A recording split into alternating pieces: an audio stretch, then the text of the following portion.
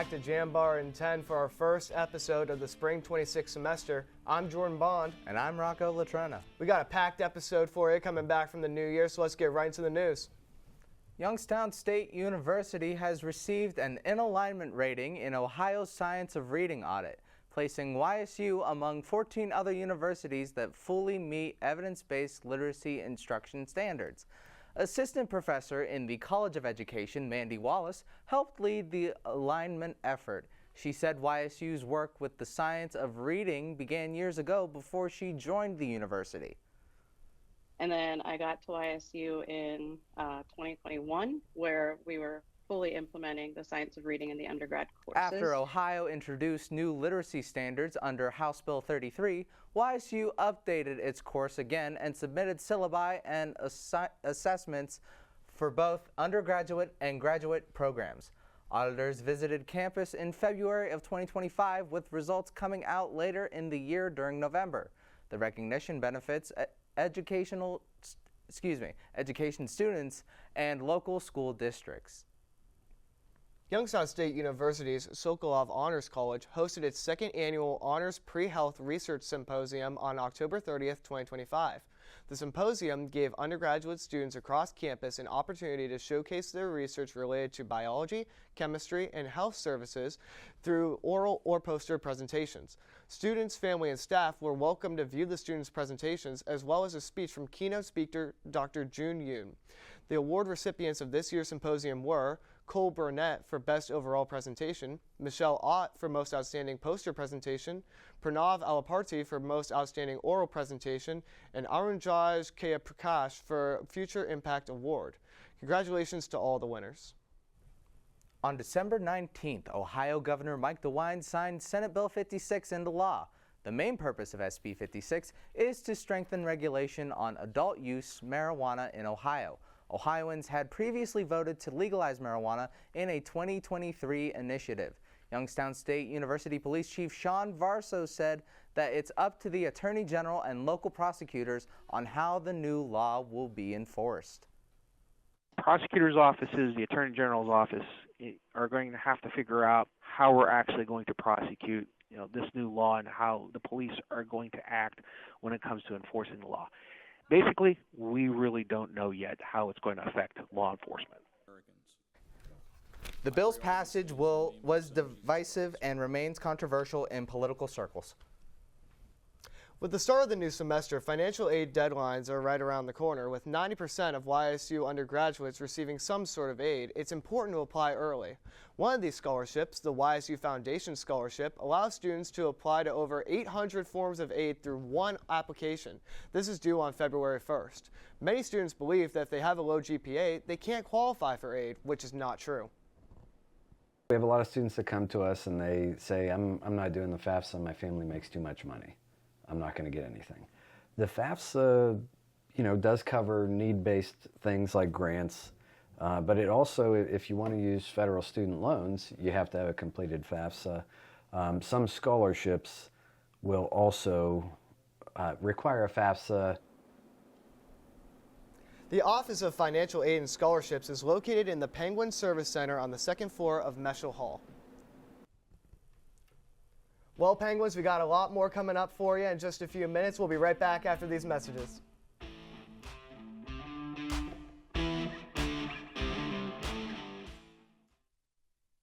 The run opened at Zidon Family.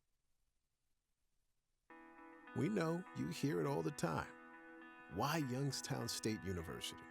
Why go to a school in the Mahoning Valley of Northeastern Ohio, surprisingly beautiful as that may be? Why live on a campus that sits on the edge of the Rust Belt, historic and inspiring as that may be? In short, why choose Youngstown State? Here's why. Because when it comes to engineering, medicine, sports, business, and the skills you need to take your place in the future, we take a back seat to nobody because you can afford us.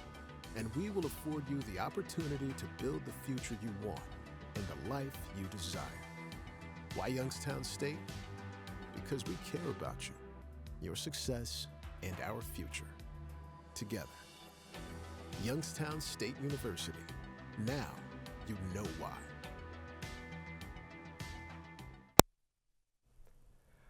Welcome back, Penguins. Let's go ahead with our next story about men's basketball. Over the holiday break, the Youngstown State men's basketball team battled through a demanding 6-game stretch, mixing strong non-conference performances with tough Horizon League losses. The run opened at Zidon Family Arena, where the Penguins delivered their most dominant showing of the season, a 103-52 win over Teal University. Youngstown State shot nearly 60% from the field and controlled the paint from start to finish. Senior Chris Carroll set the lead with 17 points, while Rich Rolfe, Vlad Zauerside, and Jaden Hines all reached double figures. Conference play began on the road at Robert Morris, and despite a career night from Carroll, the Penguins came up short in overtime, 77-80. Carroll poured in a career-high 31 points, knocking down 6 three-pointers and becoming the first Penguin to score 30 in a game since 2024, but a late Robert Morris three sealed the outcome. Back home on December 20th, Youngstown State responded with a 74-65 win over USC Upstate. Carroll again led the way with 27 points, 7 rebounds, and 5 assists as the Penguins rebuilt a second-half lead. Following the win, Carroll said he's going to do what it takes to help his team. Whenever coach need me to score, whatever it is he need me to do on the floor, while I'm on the floor, I'm going to do what I had to do to help my team win.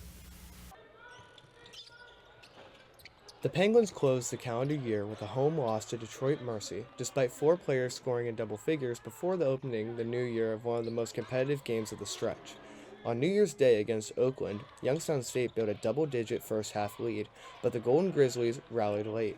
The game featured multiple lead changes and ties before an Oakland putback with seconds remaining handed YSU an 85-83 loss. Following the loss, head coach Ethan Faulkner wasn't satisfied with his team's ability to guard.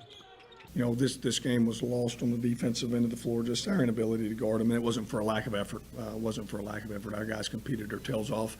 A lot of that had to do with who we were playing and how good they were offensively tonight. The stretch wrapped up on the road at Northern Kentucky.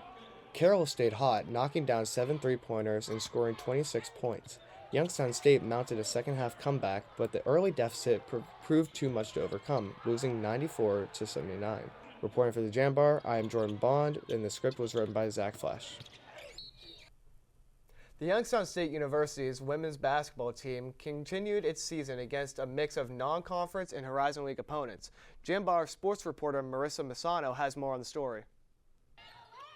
While the university was away on winter break, the Penguins posted a 5-1 record. The Penguins hosted Wright State, the team that ended their run in the opening round of last season's Barbasol Horizon League Championship. This time, YSU earned their second Horizon League win with a 65-46 victory over the Raiders on December 16th. Redshirt freshman Danielle Cameron posted a career high and game high of 18 points. After the game, Cameron reflected on her career night. It felt good. At the end, I just wanted to get the win.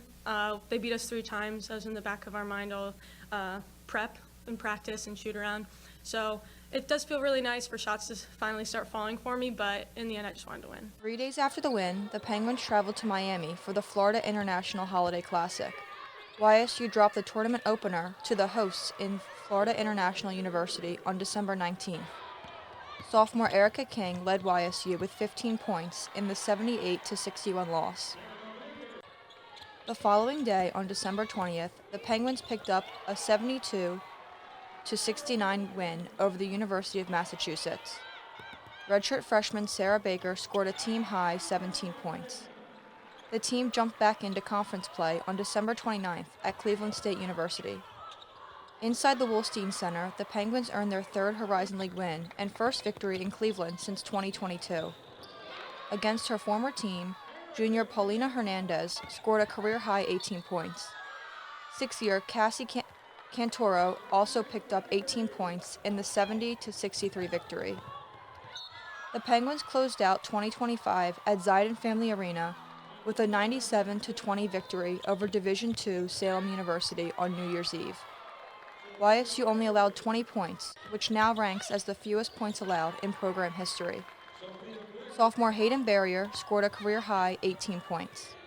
Hernandez and King also finished in double figures. The Penguins picked up another conference victory at home against Oakland University on January 5th.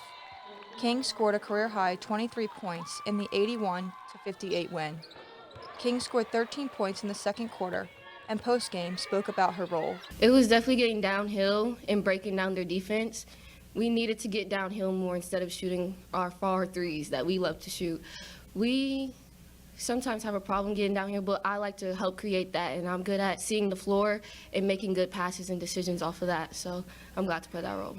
Continued the homestand yesterday against Northern Kentucky University. For the score and stats, visit ysusports.com. For Jambar TV, I'm Marissa Masano. The Youngstown State swim and dive teams made waves at the Zippy Invitational in Akron earlier this month. The Youngstown State teams traveled to the University of Akron from December 4th through 7th to compete in the Zippy Invitational. Starting with the men's swimming team, YSU finished above 4th place in every event, setting multiple school records along the way.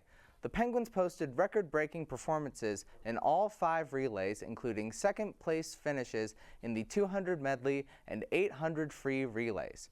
Individual performances also stood out for YSU. Graduate student Quinn Sinor took first place in the 200 free and set a new school record in the 200 individual medley. Sophomores Poyra Sands Askin, Noah Smith, and Lorenz Beck each earned podium finishes in their respective events, contributing to multiple top 8 scoring swims for the Penguins. The men's diving team also saw success in Akron. Freshman Rafael Seri Comier claimed first place in the 3-meter dive, while fellow freshman Bed Edwardson finished second, adding valuable points to the team's total.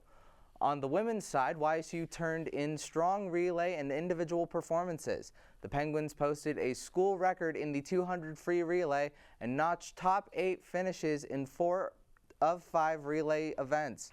Sophomore Olivia Sweetman finished second in the 500 free and third in 1650, while freshman Orla Maxinas set a new school record in the 100 fly. With record-setting performances and a second-place overall finish for the men, the Penguins left Akron with momentum. YSU returns to action today at Beagley Natatorium against IU Indy.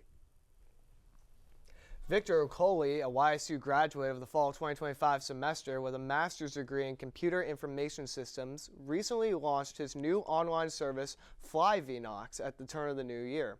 FlyVnox is a flight booking service that allows airline travelers to book flights more conveniently using a global distribution system software.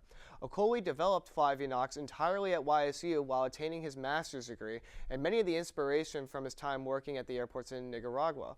For more information about FlyVnox, go to their website at flyvnox.com.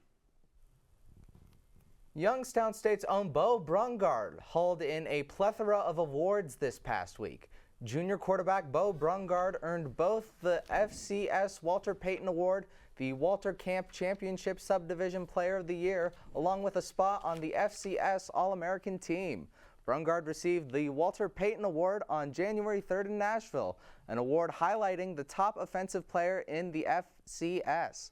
Brungard was named Walter Camp Player of the Year in December, joining 2 others to hold the honor since its inception in 2023. For the 2025 season, Brungard showcased his dual ability, throwing for 23 touchdowns and over 3,200 yards with 24 rushing touchdowns and 1,378 yards on the ground. The quarterback will return for his senior year to lead the Penguins for the 2026-2027 season. Recording artist Nick Kitchikoff is set to release his 43rd album titled Nickels and Dimes in early 2026. Kitchikoff grew up in Hubbard, where he attends Belmont University in Nashville, majoring in music business. He started recording music at 13 when he started high school, and he continued to produce more music ever since then. By the end of his 4 years, he created 22 albums. Currently, he's working on his upcoming album and performing with his Nashville-based band, Callisman. Its sound can be compared to Geese and the Strokes. Like, music has always been the art form that's just so easy for me to, like, get into and, like, resonate with and get, like, goosebumps from certain, like, sounds or textures or whatever. But, I don't know. It's always just felt, like, really, the most meaningful. I get stuff out of like movies and visual art and books and whatever, but I don't know, music has always just been the most important one to me. If you'd like to listen to some of Nick's music, he can be found on Spotify and Apple Music. Well, that's all the time we have for today. I'm Rocco Latrena. And I'm Jordan Bond. And you've been watching the Jambar in 10.